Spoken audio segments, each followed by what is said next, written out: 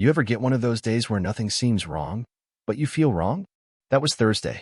It wasn't raining. Wasn't cloudy. Coffee tasted fine, and my car didn't cough when I turned the key. But something in the air had changed. Like when a houseplant tips over behind a wall and no one notices, except your nose tells you something's off days later. I was heading home from work early. Not because I was sick, or fired, or caught in some office scandal involving the copier and Deborah from HR. Just a gut feeling. Call it intuition. Call it boredom. Call it the soft whisper of fate saying, "Hey buddy, you might want to buckle up." My wife, Marissa, didn't expect me home until 6. That's what made the whole thing strange. I wasn't supposed to be part of the 3 p.m. equation, which made the manila envelope sitting halfway out of our mailbox look like a mistake meant to be seen only by her. It had no address, no stamp. Just one word written in thick, confident Sharpie. Logan. That's me, by the way. I stood in the driveway, envelope in hand, trying to decide if this was some elaborate marketing trick or the beginning of a bad day. It felt heavy, not like cash or paperweights, more like a stack of consequences. Inside, I found 9 photos and a short typed note. No signature, no threats, just a sentence that knocked the air out of my lungs like a sucker punch in a dark alley. She thinks you'll never find out. Cue the drums. The photos were timestamped. Recent. Marissa, my wife of 6 years, in a hotel lobby. In the elevator.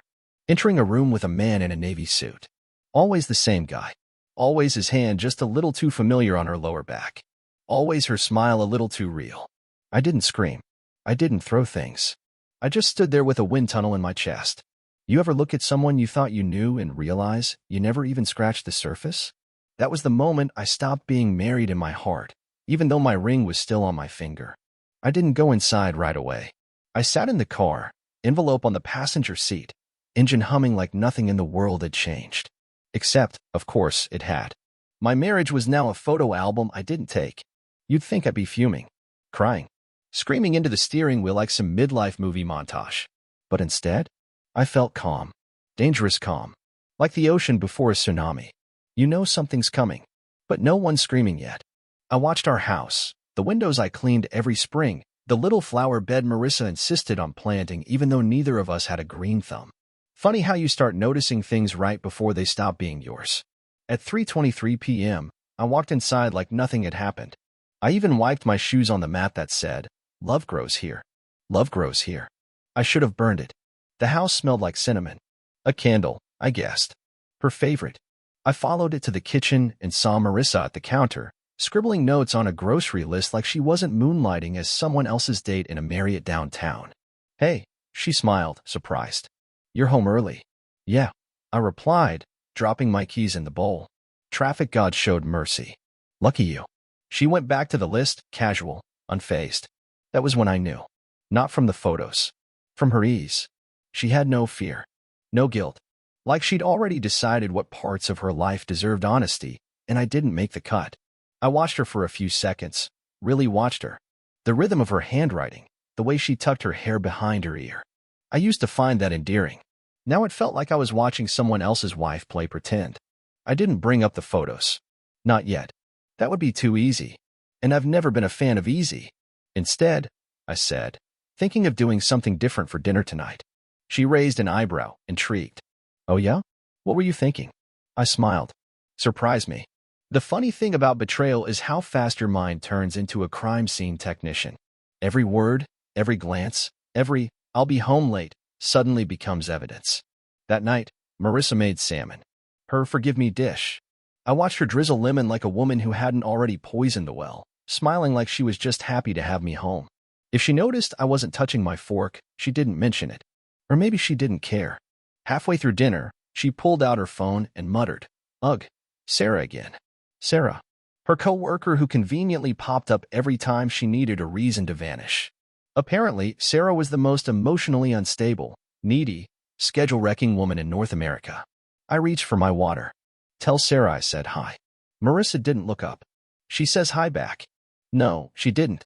At 10:12 p.m., she said she was tired. "Long day, early meeting tomorrow. You know the script." She kissed me on the cheek, one of those neutral zone kisses, like Switzerland during wartime, and disappeared upstairs. I waited 30 minutes. Then I opened the closet, pulled out the black shoebox I hadn't touched since our honeymoon. Inside were things I'd forgotten, an old photo of us on the beach, a dried flower she once tucked behind my ear, and, most importantly, my backup phone. No apps, no nonsense. Just one job, catch whatever was creeping through the cracks. I'd planted a GPS tracker in her car a month ago. Not because I didn't trust her, but because something told me I'd need it one day. And now? The blinking dot on the map said she wasn't parked in the driveway. She was 10 miles away. Moving. I walked to the bedroom. She was gone. Window cracked open. Clothes in the hamper. Her pillow fluffed to look used. She'd made it look like she'd gone to sleep. Like she was here, beside me, dreaming innocent dreams. But she wasn't. I followed the dot. It led to a hotel. Not the seedy kind you'd expect for an affair. No, this was one of those boutique ones with overpriced cocktails and soft jazz in the lobby. Because nothing says this isn't cheating like valet parking and mood lighting. I didn't go inside. I just watched. Sat in my car across the street like a man watching a movie where he already knows the ending. At 11:18 p.m., she walked out, wearing a dress I'd never seen, holding the hand of the man from the photos. He kissed her like he meant it. She kissed back like she belonged to him. They didn't look around. Didn't worry. No guilt. No fear. I didn't take a photo. I didn't yell. I didn't even breathe for a few seconds. I just whispered, now I know. There's a moment after your world breaks where your brain tries to sell you comfort. It could be a misunderstanding. She probably has a good reason. Maybe that wasn't her. But your gut doesn't buy it. Mine didn't either. I didn't sleep that night. I just sat in the driveway with the engine off, watching the porch light flicker through the windshield. I felt unplugged, like someone had pulled the wire connecting me to my own life. When I finally walked inside, the house greeted me like an old friend who didn't know what to say. Everything was where it should be: keys on the hook, dog-eared cookbook on the counter, a framed photo of us from Aspen smiling like fools who believed in forever. By the time I made it upstairs, she was already back, lying in bed in the same shirt she left in. Makeup cleaned, hair up, one arm draped lazily over her eyes like she'd been sleeping for hours. She stirred when I walked in. "Hey," she mumbled, not even opening her eyes. "You were up late." "Yeah," I replied, peeling off my jacket. Got caught up with some things. She didn't ask what things. Just rolled over and slipped back into her fake sleep. It was so smooth I almost applauded. Oscar-worthy. If cheating were an art form, Marissa had gone full Picasso. I sat on the edge of the bed, staring at her back. That used to be my favorite view. Now it felt like I was watching someone else's life through glass. She smelled like citrus, like hotel soap. And still, no guilt. No hesitation. In the morning, she acted like any other Thursday. Wore that navy blazer I bought her last Christmas and made coffee while humming some mindless pop song. I stood in the doorway, watching her pour sugar into a travel mug. "You seeing Sarah tonight?" I asked, careful to keep my tone even. She blinked once, then smiled. "Yeah, girls' night. It's been a long week." I nodded. "Tell her I said hi." She chuckled. "You're obsessed with Sarah lately." Not exactly, I thought. But I am obsessed with how often her name shows up in lies. As soon as she left, I got to work. I'm not a private investigator, but give a married man a betrayal to solve, and he turns into one real fast. I dug through our shared laptop. She never cleared her browser history. Big mistake. There it was, Hotel Indigo, booked twice this month. One reservation under her name. The other under initials I didn't recognize, DW. I checked our bank account. The charges were hidden as dining, venue 36. Clever. Sounded like tapas or a food truck. I cross-checked the phone records. Every Wednesday night, 2-hour gaps with no activity, followed by a late-night text to me. "Sorry, just got back. Crazy night. Love you." The woman was running a ghost tour through our marriage, and I'd been the one haunting the background.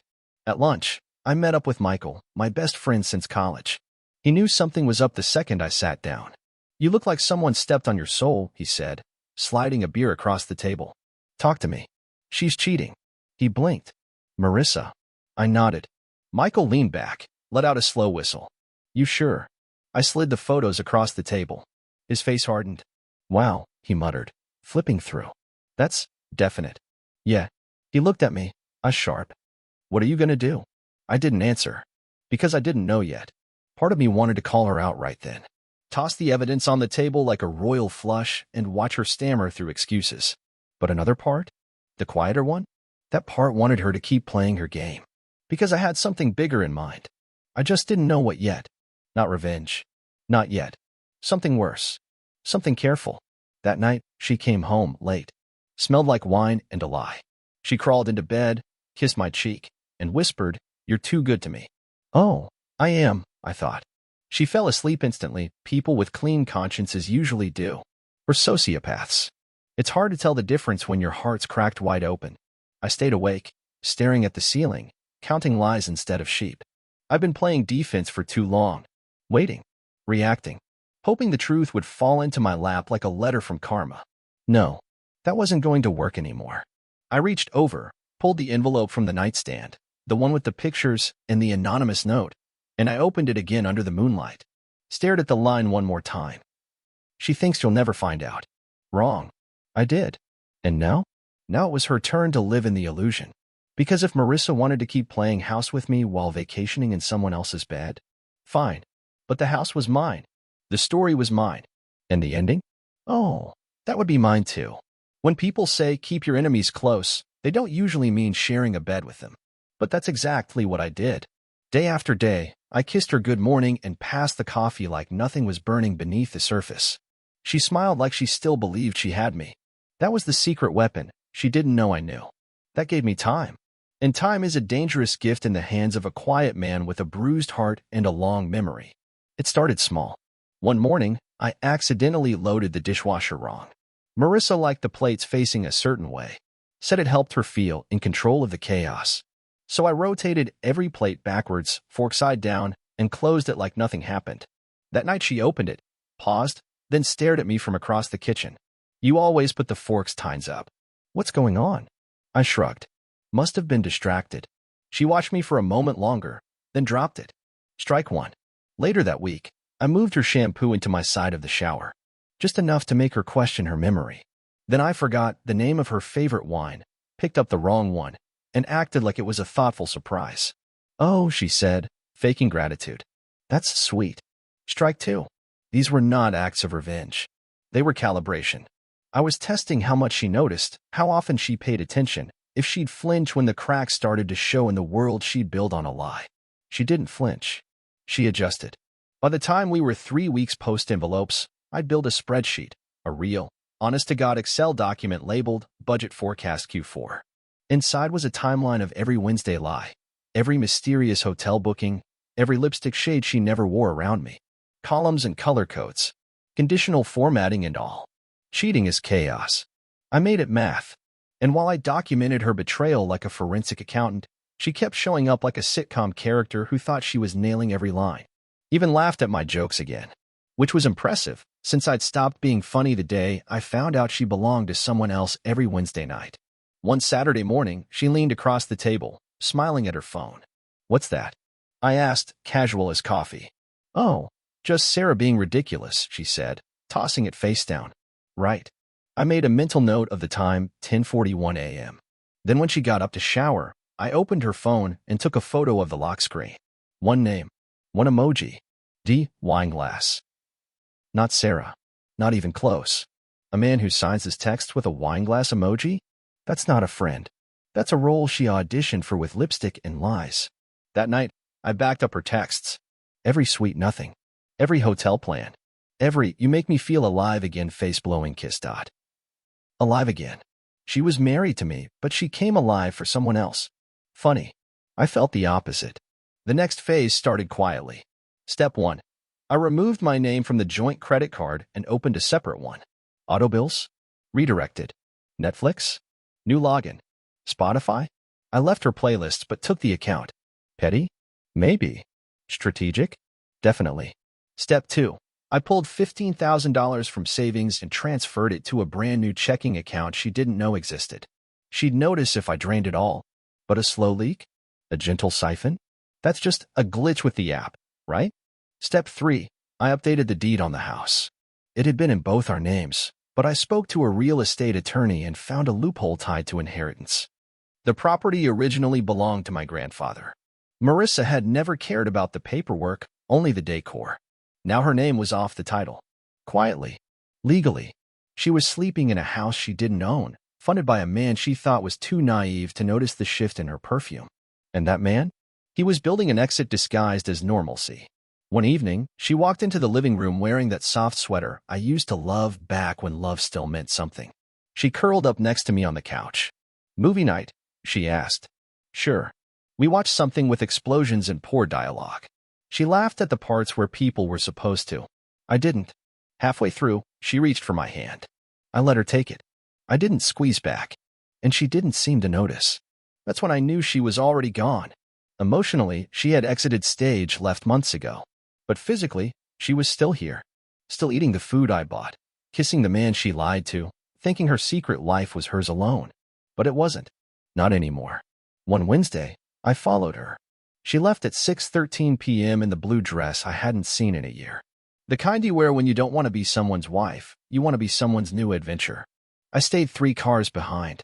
She went to Hotel Indigo again. Room 512. I know, because I watched her meet him in the lobby and take the elevator up with a man who wore confidence like cologne. She leaned into him. He touched her lower back. She laughed. The kind of laugh that makes a man believe he's the only one who's ever made her smile that way. I didn't feel anger anymore. Or betrayal. Just focus. They disappeared upstairs. And I pulled out the envelope, the one with the photos. I slipped it into the front desk's mail slot, along with a small printed note that read, "Dear D. Thought you should know she told me she was single. Hope she didn't lie to you, too. Logan. You ever watch a magician? They don't just pull a rabbit out of a hat. They distract you with glitter while they load the trap. That's what I become. Not a man. Not a husband. Just a well-dressed misdirection." And Marissa? She was still clapping for the wrong hand. After slipping the letter to her Hotel Romeo, I didn't rush home. I wanted to give them time to stew in it. Time to replay every cozy little rendezvous and wonder if the walls had eyes. Spoiler, they did. Mine. By the time I pulled into the driveway, the porch light was off. Her car was still gone. That was perfect. I walked in like any other night. Tossed my keys in the bowl. Fed the cat. Washed a plate that didn't need it. All part of the act. Every detail carefully placed like dominoes that wouldn't fall until I wanted them to. The next morning, she was at the table already, coffee in hand, hair still damp, looking every bit like a woman who hadn't just spent the night betraying the man across from her. "Morning," she chirped, like we were still in the golden years. "Morning," I said, buttering toast like a man with no knowledge of her double life. She sipped her coffee and eyed me carefully. Something was off in her smile. Like a ripple under still water. She knew something had shifted. "You doing okay lately?" she asked, stirring sugar with unnecessary focus. "Yeah," I said. "Just been thinking." "About what?" I looked up and smiled. "Retirement." She blinked. That wasn't on her radar. It wasn't even on the same planet. Marissa lived in the present, shoes, Instagram stories, curated date nights with men who weren't her husband. "Oh," she said slowly.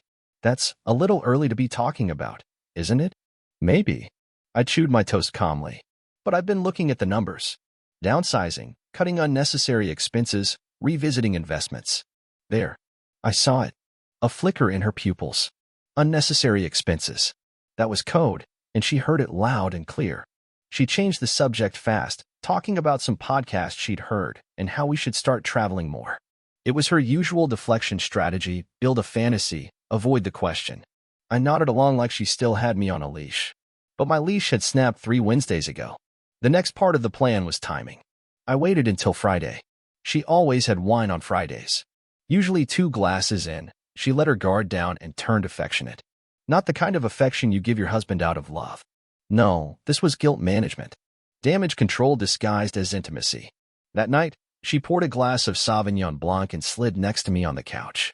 Her legs curled under her like she was settling in for a night of comfort. I kept the TV on low and my voice even lower.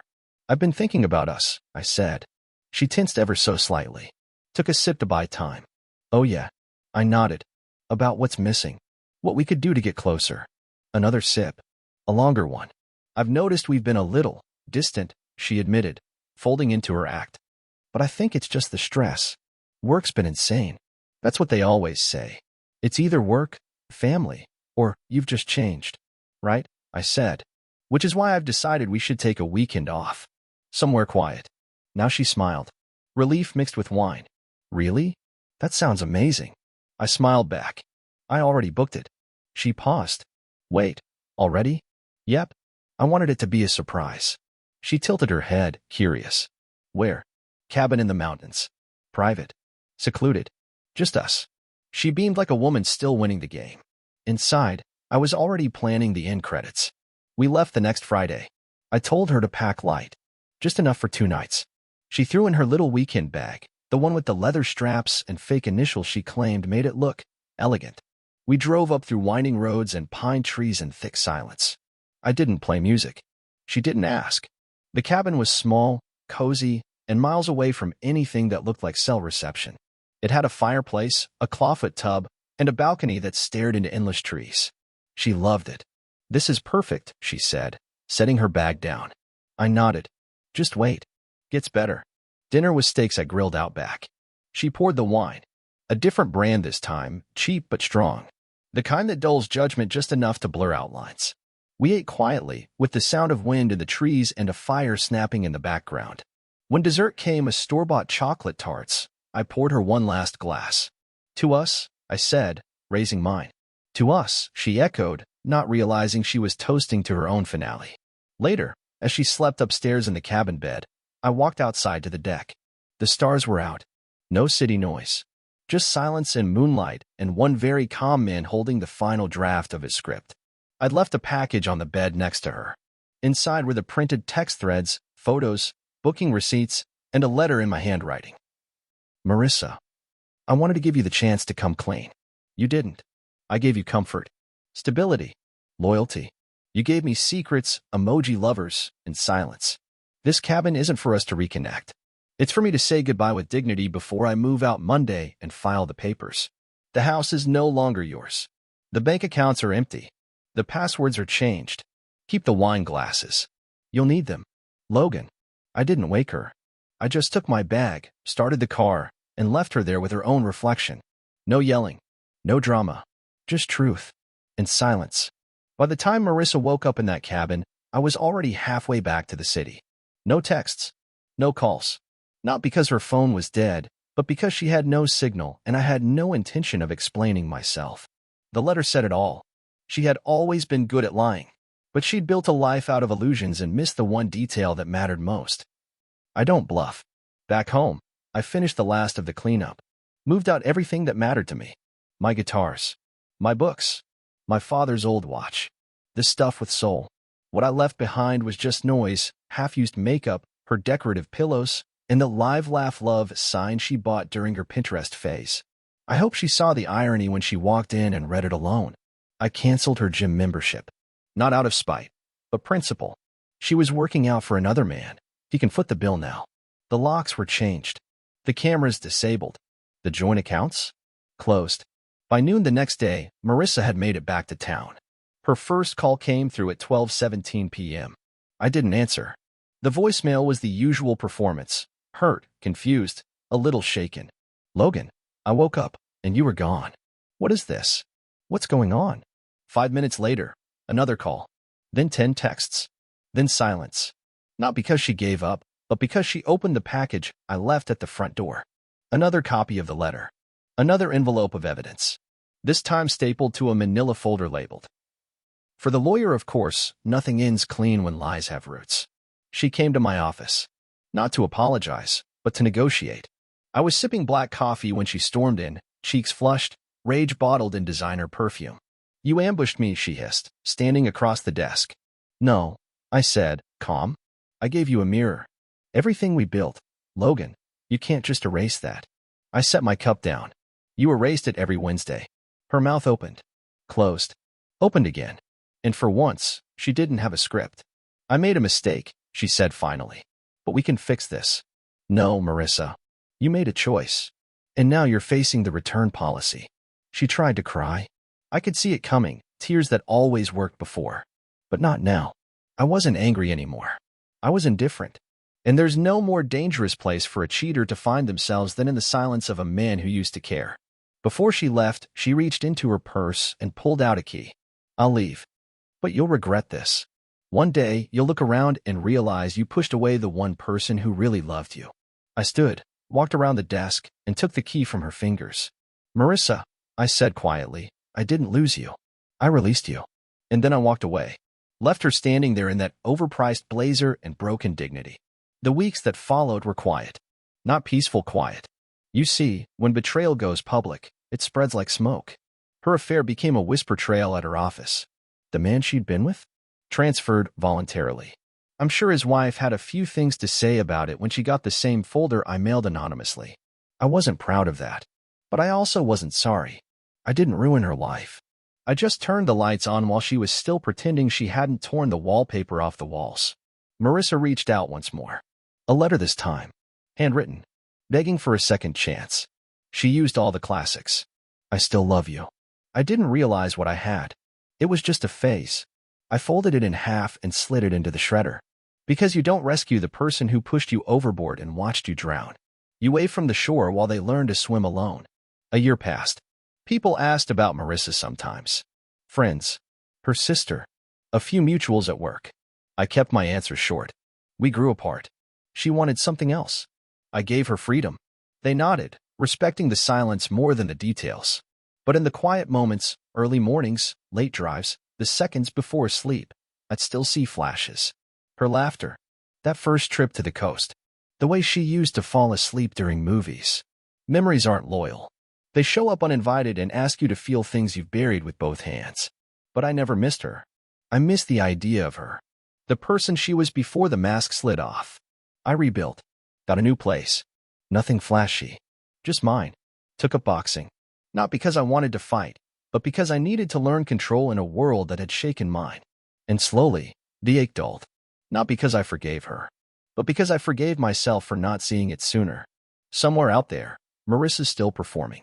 Still trying on new roles in someone else's story. Still hoping the next man sees only the smile and not the shadow behind it. As for me, I sleep fine. I drink my coffee in peace. And when people ask what happened with my marriage, I just smile and say, it ended exactly how it should have. Because betrayal doesn't break you. It introduces you to the man you should have been all along.